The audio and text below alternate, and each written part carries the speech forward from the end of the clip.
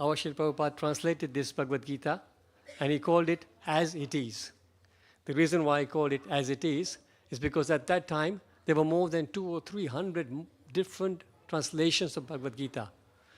And at that time he was in America, and one American lady asked Srila Prabhupada, I've been to the library and there are many, many versions of Bhagavad Gita in English. Which one should I read? Srila Prabhupada said, okay, I'll go there and I'll tell you. So Prabhupada went to the library the next day. He browsed through a few of them, and he realized that none of them were really giving the true meaning of the Bhagavad Gita. Because if one is a scholar and one knows English and one knows Sanskrit, he can sit and translate. But that kind of translation, and there were many like that, would have no bhav. A devotee like Srila Prabhupada, when he translates the Bhagavad Gita, he's speaking from his heart as a devotee. So there's a difference. So a lot of these translations are misleading. So Prabhupada, that's why I called it as it is. In Hindi, it says Bhagavad Gita yatha rupe. So we are reading everything from this. Prabhupada has given this beautifully. He writes the verse in Devanagari. So if you can read Sanskrit, you can read it like that. So people like us, we can't read that. He gives us the same in English. So we can read the verse in English. It's Sanskrit, but it's actually written in English. And then for each word, he gives a translation. So we get to get the meaning of the verse properly. And then he gives up, because Sanskrit the structure is quite different. So when you read it word by word, it doesn't sound like a sentence. So then he gives a translation in a proper sentence, or two sentences sometimes. And then he gives a purport, his explanation. This is why this book is so potent. As I explained, there were many, many different translations of Bhagavad Gita at that time. And now there are more than 600 different translations of Bhagavad Gita. Now all those different translations put together did not make a single devotee. This one book, Bhagavad Gita as it is, has converted thousands, if not hundreds of thousands of Westerners into practicing Vaishnavas. So this is the potency of this book. So if you don't have Bhagavad Gita as it is at home, do yourself a big favor and get one today. You can buy one from the reception here, or from the bookshop, or even from the Haveli reception. So today we are on text 5. I'll recite the Sanskrit, and we'll do the word to word and the translation, so we can see how that fits. So text 5, it goes, Uddared atmana manam natmanam avasadayet atmaiva yat atmano bandhur atmaiva rupur atmanaha. So uddared, first word. One must deliver. That's the meaning of that. Uddared, one must deliver. Atmana, by the mind. Atmanam, the conditioned soul. Na, never. Atmanam, the conditioned soul again. Avasadayet, put into degradation. Atma, mind. Ever, certainly. He, indeed. Atmana, of the conditioned soul. Bandhu, friend. Atma, the mind. Ever, certainly. Ripu, enemy. Atmana, of the conditioned soul. Translation. So you see, word to word like this, is so many repetition. The word atmana, atmana, atmana so many times, so it doesn't make sense. Then put it into proper translation. Prabhupada says, one must deliver himself with the help of his mind and not degrade himself. The mind is the friend of the conditioned soul and his enemy as well. Who's speaking this? Who's saying this verse? Krishna. Lord Krishna speaking to who? Arjuna. So he's giving this instruction to Arjuna after Arjuna was bewildered. Arjuna suddenly decided not to fight in the war of Kurukshetra. So Krishna is giving him all this knowledge. And in this particular section of the Bhagavad Gita, he is saying that one must use the mind. So the mind is Atma. Prabhupada explains in the purport here that the word Atma means body, mind, and soul, depending upon the different circumstances. So depending upon the context, the word Atma can mean the mind the body or the soul. Now, normally we say Atma, we think about the soul. But the word Atma can be used in different ways. And this is why, as I was explaining before, because in Sanskrit, one word, like here, Atma can mean 3 different things. Sometimes one word can mean 7 different things. So a scholar will inevitably get the wrong meaning. So only a devotee would know what Krishna is trying to say, and that's why he can put the right meaning there. So Prabhupada writes in this purport that the word Atma denotes body, mind, and soul, depending on the different circumstances. In the yoga system, the mind and the conditioned soul are especially important. Since the mind is a central point of yoga practice, Atma refers here to the mind. The purpose of the yoga system is to control the mind and to draw it away from attachment to sense objects. It is stressed herein that the mind must be so trained that it can deliver the conditioned soul from the mire of nescience. Nescience means ignorance. In material existence, one is subjected to the influence of the mind and the senses. In fact, the pure soul is entangled in the material world because the mind is involved with the false ego, which desires to lord it over material nature. Therefore, the mind should be trained so that it will not be attracted by the glitter of material nature. And in this way, the conditioned soul may be saved. One should not degrade oneself by the attraction of sense objects. The more one is attracted by sense objects, the more one becomes entangled in the material existence. The best way to disentangle oneself is to always engage the mind in Krishna consciousness.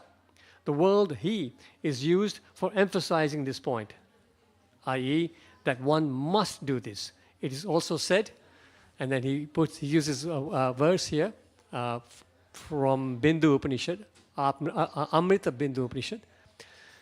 Mana eva manushyanam karanam bandha mokshaya bandhaya vishaya sango muktaya nirvishayam mana.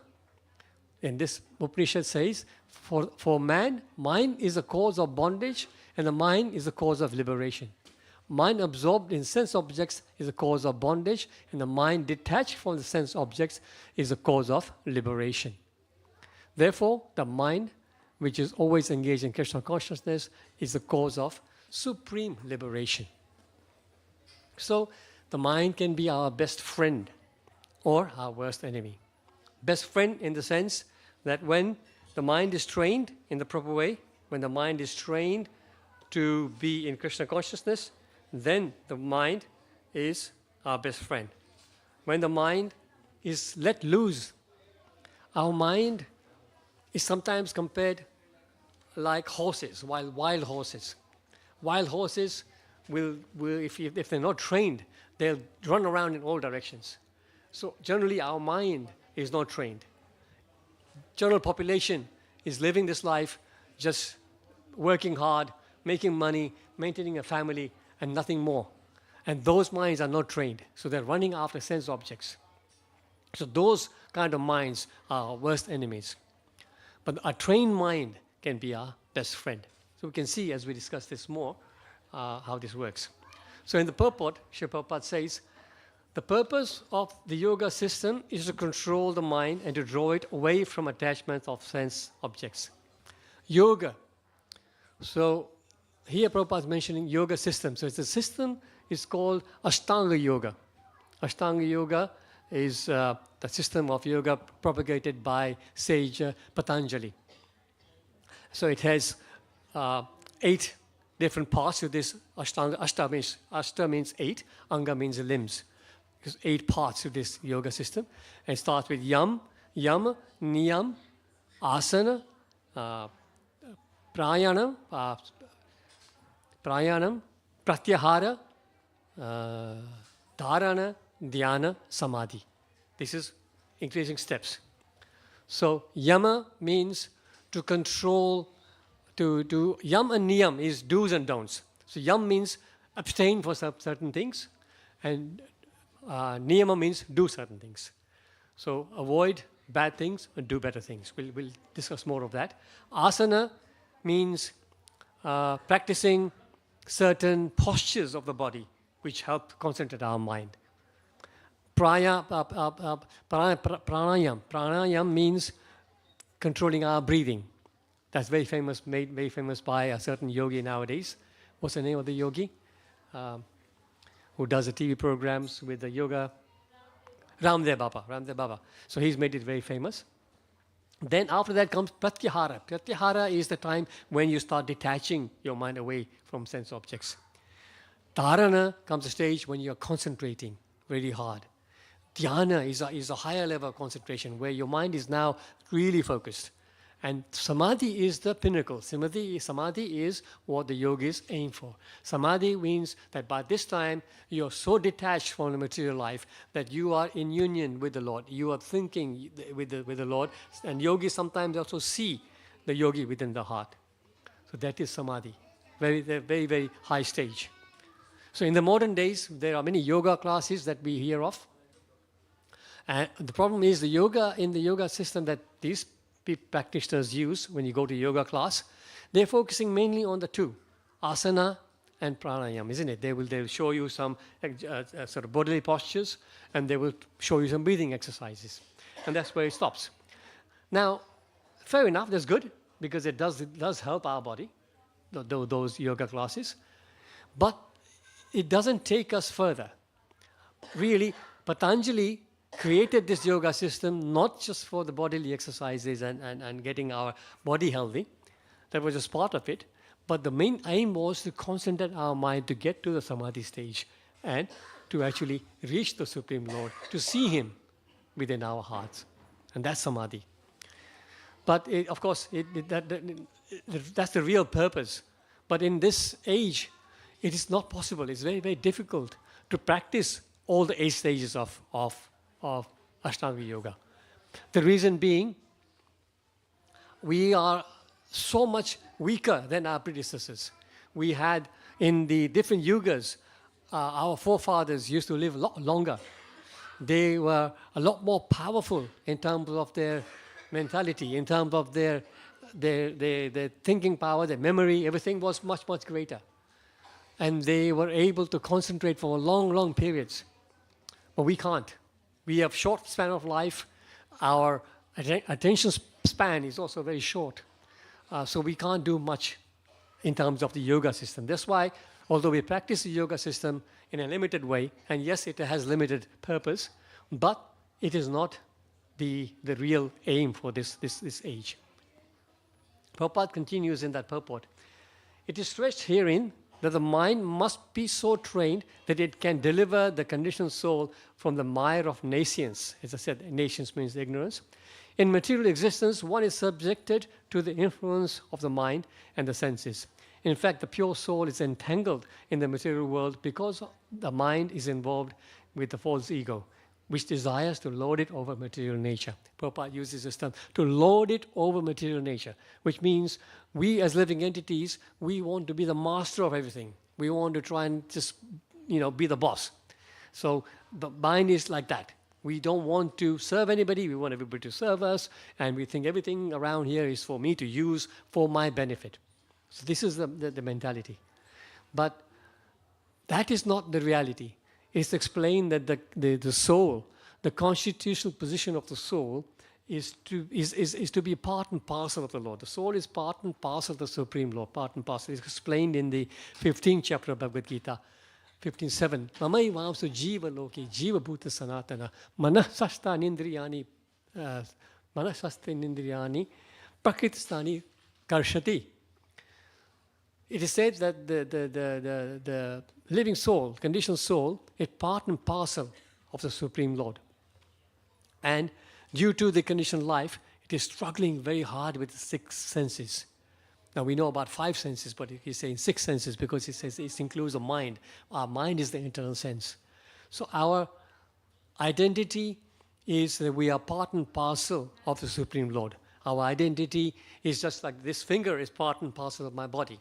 And the purpose of this finger, or the duty of this finger, is to serve this body. This finger will help me to lift things, pick up things, but to serve the body. The finger doesn't, independently, doesn't claim itself to be the master, like that. Prabhupada continues in the purport, the more one is attracted by sense objects, the more one becomes entangled in the material life. We are all blessed with senses. So in the scriptures it's explained that there are 10 senses. There are 5 working senses and 5 knowledge acquiring senses. So 5 working senses, anybody know what these are? 5 working senses? Any scholars here? So 5 working, they're explained as karmendriya. So these are hands, legs, mouth, anus, and the genitals. These are the working senses we have. And the 5 knowledge acquiring senses are eyes, ears, nose, tongue, and last one, skin. Right? And these 5 work senses, they are attached, they are attracted by sense objects. So the eyes, the eyes will be attracted to form. Eyes are attracted to form. Then ears are attracted to sound. Nose to aroma. Tongue to taste. And genitals, of course, we know. So these senses are what we are all working with. And without anybody guiding us away from this normal attraction for the soul. Actually, the soul is pure, but because it comes in contact with the material nature, it gets covered by Maya and the 3 modes of material nature. And it thinks that my duty here is to just enjoy. And this is why most people in this world spend their life trying to enjoy these senses. We want to try and use our eyes to see beautiful things. We want to try and use our ears to hear things that we like, maybe Bollywood songs and things that actually do no good for us, but we spend our senses hearing those things. Smelling, we like to go and smell nice things. Tongue, we want to taste food, which is sometimes not even recommended to eat, but because we are so attracted to the sense of taste that we go and eat abominable things. And touch, of course, with the skin, we want to touch nice soft things and things that we like to touch. This is how we're spending our senses. So the animals also have similar. All living entities have senses like this, and they have sense objects. But the animals, they don't have the developed consciousness that the human beings have. The human beings have been blessed with a developed consciousness. So an animal sitting here will not be able to hear what I'm saying or even have any concept of religion or dharma or duty. Animal lives its life just with these senses and carries on living. And automatically it goes through this cycle of life and death, life and death. And as we know, how many species of life are there? 8.4 million. 8.4 million species of life. So they go through these species automatically. And finally, by evolution process, they come to the human form. When they come to the human form, that's when we have the developed intelligence. Athato Brahma Jigyasa. This is the first aphorism of Brahma Sutra. Yes, Hare Krishna.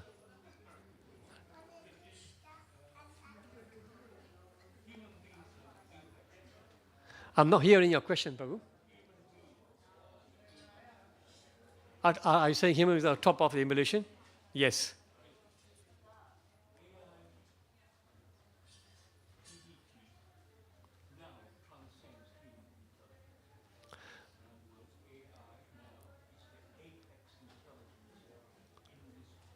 Correct. So, we are speaking about this material world, and in the material world, human beings, as you say, are the apex. But even within human beings, there are categories.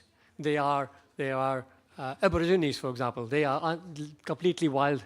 They're almost like animals. They are human beings, but they have got they live in the jungles and like that, right? And we hear about that. Africa, Australia, like that. But then there's a scale of civilization within human beings, and at the top is the educated, Brahmanical human beings. So there is scale like this. So evolution within human beings is also possible for you to better your life, better your consciousness by becoming a better human being. So there is scales there. But beyond this whole human material nature that we can perceive, or we can't really perceive all of it, we can perceive some of it. Beyond this material world, there is the spiritual world. So our aim as a civilized human being is not to remain in this material world, going around in this 8.4 million different species of life.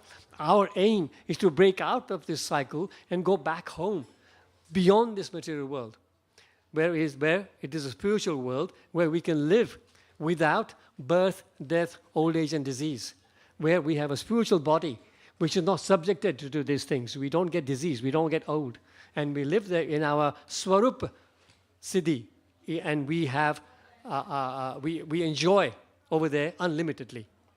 So this is the process of yoga, to try and get to that stage. Once you're connected to the Supreme Lord, then at the end of this life, you do not get another body, but you get your spiritual body. I hope that answers your question, Prabhu. Thank you. Hare Krishna. So as I was saying, the animals also have the same, but they, like I said, they have no choice. The human beings have a choice. We have been given this intelligence to ask. Because if you look at most of them, think about it, ask a question about people around us. All of you are here, and all of you are here because you are attracted to the Lord. So it's different. You have got a slightly better understanding of how to spend your time, how to spend a Sunday evening. But today we know, at this time, there will be lots of people making their way to the pubs and the clubs and all that thing as well, right? So it's that situation. There's still a divide. So they are just using the senses by enjoying, just like the animals are enjoying. So in the Hitopanishad, there's a beautiful verse which explains that ahara nidra bhayamaithunamcha samanyam etad pashubhi naranam dharmo hi tesham adhiko vishesho dharmena hina pashubhi samana. So he says ahara nidra bhayamaithun. So all living entities, whether you take a little ant or whether you take Lord Brahma, all of those have four things in common. Ahara, we all need to eat. Nidra, we all need to sleep. Bhaya, we all need to defend ourselves. And Maithun, we all procreate. Whether it's an ant or Brahma, this is all common. But he says, the samanam etad pashubhi, so these are common. Samanam, these are samanam etad pashubhi and naranam. Dharmo hi tesham adhiko vishesho. So one thing that is vishesh, one thing which separates us from the animals is dharma. We all understand it because we are here trying to develop our dharma. But think about all those friends of ours, family members who never come to the temple. They think that this life is only to enjoy life. Forget about this. Or they think, okay, we'll do this when we are old, right? Those think of those people. So those are compared here. So dharmena hina, the last line says, dharmena hina pasubhi samana. Dharmena hina, which means people who are without dharma, dharmena hina, they are pasubhi samana. They are like animals. No difference. So unless we're utilizing this human form of life for developing our consciousness towards the Lord, Krishna consciousness, this is why Srila Prabhupada called this society ISKCON. ISKCON stands for, anybody? International Society for Krishna Consciousness. So we need to, as human beings, develop our consciousness beyond the senses and the sense objects to the spiritual reality. If you get to that stage, like I said, the yoga system is not practical in this day and age because we will not be able to have the concentration to get to the stage of samadhi. We will never manage it because there's distractions in this life. But Prabhupada came, and Chaitanya Mahaprabhu, in the center figure in this painting here, Chaitanya Mahaprabhu, who is an avatar of Krishna himself, who appeared in this world 500 years ago. Krishna was here 5,000 years ago. He came 500 years ago, and he came in the garb of a devotee. So as a devotee, he taught us by example how to become God conscious, Krishna conscious. And the method, the simplest method he taught us was chanting the names of the Lord. Hare Krishna, Krishna Krishna, Hare Hare, Hare Rama, Rama Rama, Hare Hare. This is Mahamantra. This mantra has been recommended for this age of Kali, for us to connect back to the Supreme Lord. Different ages had different methods. In the age of Treta Yuga, people were living very, very long lives. They were a lot more powerful. So they used to do tapa. They used to sit for thousands of years to meditate. And that was a process for them to connect back. In Dwapar Yuga, the life became shorter. The power became less. Then at that time, the yagyas were very popular. People used to do very opulent, big yagyas. And that was a process to connect back with the Supreme Lord. Then came Dwapar Yuga, even shorter, even less powerful people. Then the deity worship started then in the Dwapar Yuga. But even then, in Dwapar Yuga, people were 10 times more powerful than us. So they could do deity worship with full concentration. I come to the deities myself. When I arrive to the temple, I come to the deities. For 2 seconds, my mind is on the deities. And straight away, then I'm thinking about who else is here in the temple room. Is my friend here? Or is my car safe? Or where's my wife? Your mind goes everywhere. But in those days, they were able to do the deity worship in such a way that it bore the fruit of connecting back to the Lord. Then came the Kali Yuga, which is the shortest lifespan, the most degraded age. So the Lord himself thought, how will these people ever come back to me?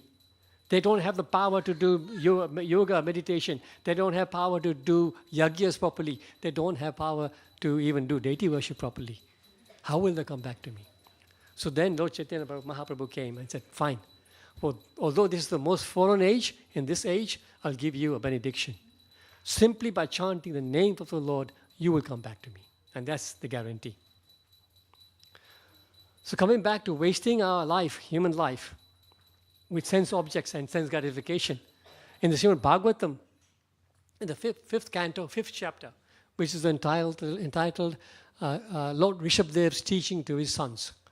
Lord Rishabhadev, he was a powerful king, and he was also an incarnation of the Lord, of the Supreme Lord. He had 100 sons. And he was teaching his sons, and he's giving a teaching to say to them to explain to them how to live this life. So he speaks this beautiful, powerful verse in the very, very first text of that 5th chapter. Rishabha uvacha, nayam deho deha bhajam niloke kashtan kaman arhate vidbhujam ye. Tapo divyam putrakaye na satvam sudyed yasman brahma saukyam tvanantam. He says, Nayam deho deha bhajan niloke. So the Sanskrit is structured in a different way, but meaning of this is that of all the living entities, one who has been awarded the human body should not waste his time running after sense jobs, gratifying his senses all the time. Because this is available even to the dogs and hogs. Here it says, vid bhujam. Actually, vid bhujam literally translates as one who eats stool. One who eats stool. So as we know, pigs and hogs, they eat stool. So even they have their facility to enjoy sense gratification. Sometimes even more than us. Certain things we can only do in private and like this. Dogs and hogs can do it in open and enjoy. So they have more facility than even us. So it says that souls who have taken on this human body should not waste their time just for sense gratification, which is available to even dogs and hogs. So he says, my dear boys, one should use this human body to engage in penance and austerity to attain the divine position of devotional service. Such activities, Lord Rishabh is saying, such activities purify the heart. And when one attains this position, he attains eternal blissful life, which is transcendental to material happiness and which continues forever. as we were explaining before, the spiritual world, we have happiness which is far beyond whatever we can even imagine to have happiness here. And it is continuous, because here at 50, 60, 70, 80, whatever age, we have to leave this body and get the next body depending on our karma. And we don't know what kind of body we're going to get, by the way. Many people think, always you think about dying, you think I'll come back, and you always think, because we are conditioned to be in a human body, we always think I'll be a human being. But Shastra doesn't say that. Bhagavad Gita clearly says, Udvam gacchati satvastha, madhye gachanti tistata. Urdhvam gacchati tamasa. People who are in mode of goodness go to the higher planets. Those who are in the mode of passion live on the earthly planets. But those who live in the abominable mode of ignorance go down to the hellish worlds. We don't know how we'll be born again. Depending on how we'll live this life, we'll get a body we deserve. We don't know. So a chance we get in human form of life, we should not miss. And that happiness we attain when we go back to the spiritual world is continuous, non-stop. Here, our sukha, we get sukha. Sometimes we say, I'm happy. But it's called, in Shastra, it explains, chappala sukha. Chappala sukha is coming and going, like a pendulum. Happy some days, unhappy some days. Happy some days, unhappy some days. Is there anybody here who is constantly, always happy? It's not possible. Did somebody raise their hand? You did. I tell you, very, very fortunate soul. I said it is not possible, but it is said that somebody who has a lot of sukriti, a huge amount of sukriti from their past lives, can have a life like this Mataji and have a continuously happy life. But then the Lord explains, yes, you have that now, but eventually, I'm sorry to say this, Mataji, but we all have to face disease and old age. So that we can't escape from. Ultimately, we'll have to succumb to that. So the material world is designed to be like that. One can never be happy here continuously. It's not possible, but over there is possible. Then once again, in the fourth text of that particular text in Bhagavatam, Kapila is continuing and about, again, how the mentality, people who have that mentality of sense enjoyment. It says, Nunam pramatta kurute vikarma yat indriya pritya atmanoti na sadhu manye yat atmanoyam asan api kleshada asadeha.